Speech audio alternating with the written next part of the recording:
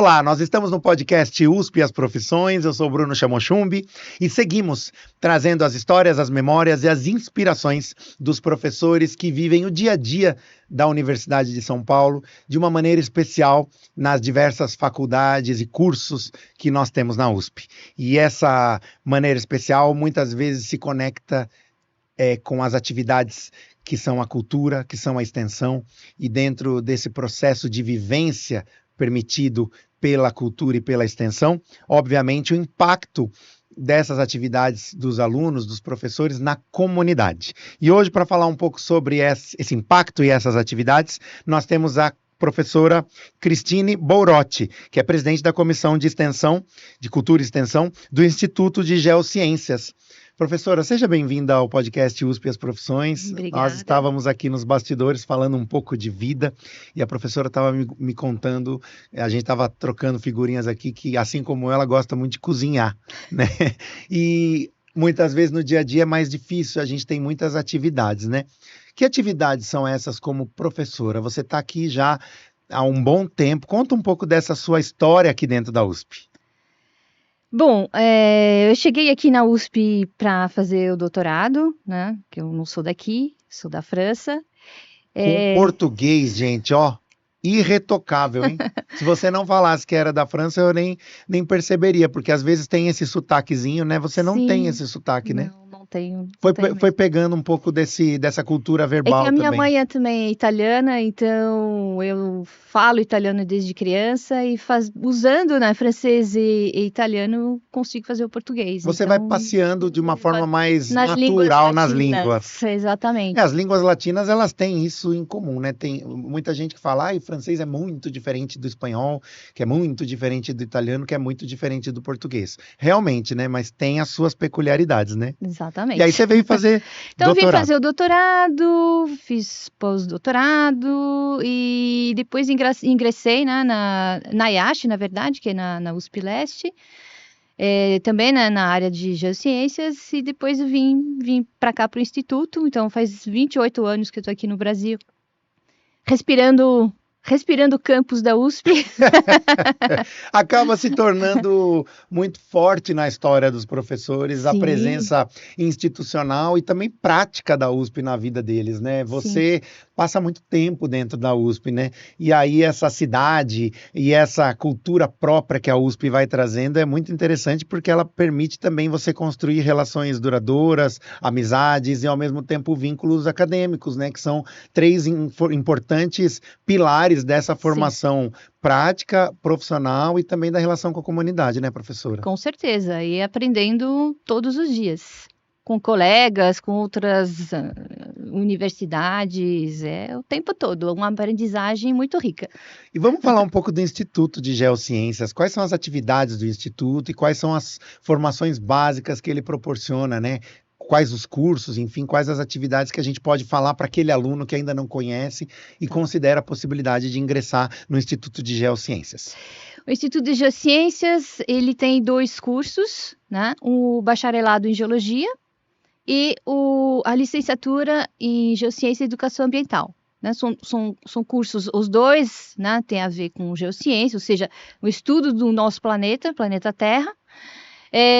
Mas o curso de Geologia é um curso que é voltado, os nossos egressos, né, geralmente trabalham em empresas de consultoria ambiental, com hidrogeologia, mineração, né, entre outras áreas. E o curso de licenciatura, a licenciatura é um curso que é voltado para a formação de professores, né? E aí são professores que vão dar aula de ciência no ensino básico. Mas os nossos egressos também atuam em outras áreas, como, por exemplo, Defesa Civil aqui de São Paulo, né? Precisa ter profissionais de geociências. Precisa ter, Geocientistas. exatamente. Porque eles conhecem exatamente o movimento da Terra, vamos chamar assim, o movimento do clima, o movimento das atividades. Fala um pouco melhor sobre isso. Eles entendem o que tem embaixo dos nossos pés, onde a gente está pisando, né? O subsolo, eles entendem a formação da paisagem, a evolução da paisagem.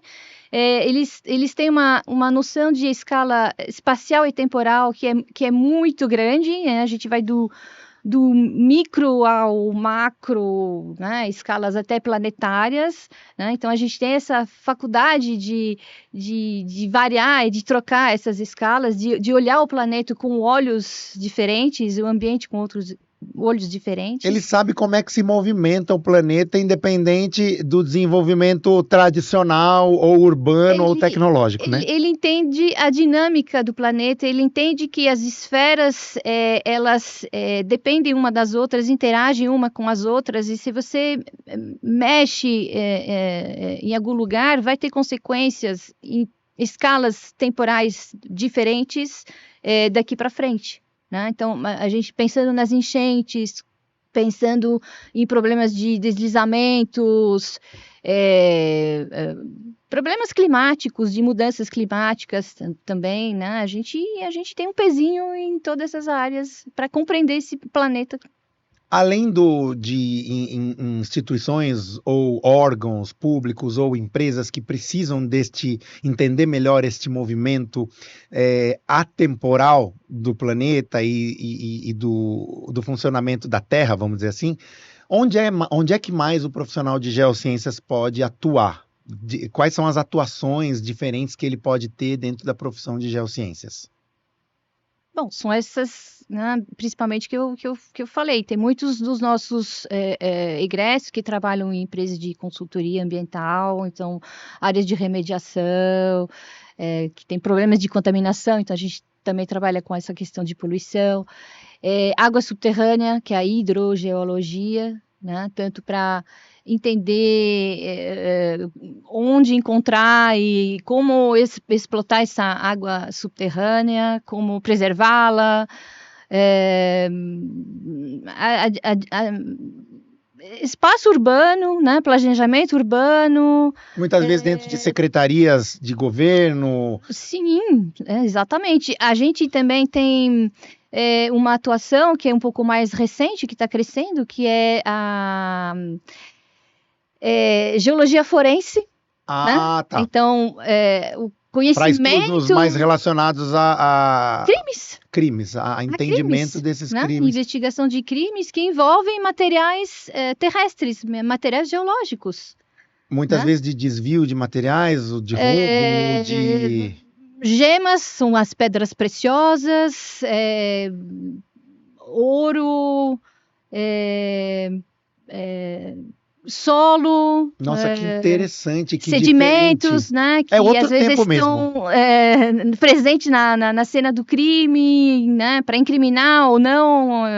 Né? Nossa, gente, é muito ampla essa área. Muito amplo. Algo muito importante da gente falar ainda sobre esse olhar de estudo que temos aqui na USP é sobre as mudanças climáticas e sobre todas essas questões ambientais que, de alguma maneira, vêm solicitar cada vez mais a presença dos profissionais de geociências. Como é que você enxerga essas questões climáticas e essa transformação ambiental que muitas vezes é preocupante, né? Como que isso alcança vocês? Que preocupação é essa? Bom, temos até áreas de pesquisa voltada para o entendimento, né, das mudanças climáticas, e a gente faz isso com espeleotemas. O que seriam espeleotemas? Já ouviram falar de estalactites e estalagmites em cavernas? Eu não sei qual que é a estalactite e estalagmite, uma de cima e outra de baixo. A estalactite é do teto para o chão, tá. A estalagmite ela sobe do chão para o teto. Tá vendo? Presta atenção que isso mudou um pouquinho, mas uma segue a dica. Estalactite e estalagmite. Exatamente. Então... já ouvi falar. Com o estudo, né, a partir de amostras que a gente pega nessas estalactites e estalagmites, a gente tem como reconstituir climas do passado, né, em função da dinâmica da chuva e das condições climáticas. E as geociências, né, elas precisam entender o passado, né, que a gente encontra esse registro nas rochas, né, nos fósseis, nos minerais, para a gente pensar e prever o futuro. É trabalhar uma padronagem que muitas vezes não está no papel e vocês têm que investigar, né?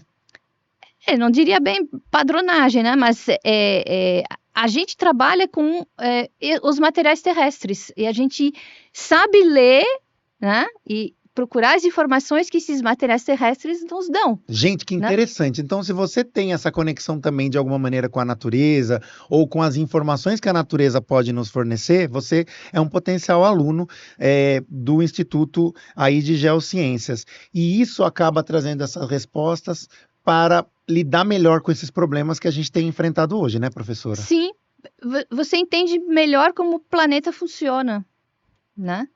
E você passa a entender que qualquer ação que a gente tiver tem consequências para o planeta, né? São escalas muito diferentes das nossas, mas é uma dinâmica que a gente passa a encontrar, entender, e a gente começa a enxergar o planeta com outros olhos, né? Então fica a dica para vocês que querem ver o planeta com outros olhos, o Instituto de Geociências está aberto para vocês. Olha, né? aí, alunos! A gente tem um museu de geociências que foi completamente repaginado, reinaugurado agora final de maio, que tem recebido milhares de visitantes desde então, né? O museu já faz parte das atividades extensionistas, Exatamente. né? Muitos dos alunos de Geociências acabam entrando em projetos, em estágios, em atividades de recepção de público, em cursos, em palestras, em workshops e atividades que são realizadas hoje pelo Museu de Geociências. Exatamente. Esse é uma das principais ferramentas de extensão do Instituto de Geociências, né? Sim. Gostamos muito da parte extensionista do nosso museu. A gente tem outros projetos também, né, que são de fato associados a essa questão de áreas de risco, de assentamentos, né, de conhecimento do solo ou de água subterrânea para ter água disponível, né, nesses assentamentos, rochagem. Então a gente tem vários projetos, né, que tem um pezinho aí para mostrar para a sociedade todas essas aplicações que as geociências podem oferecer.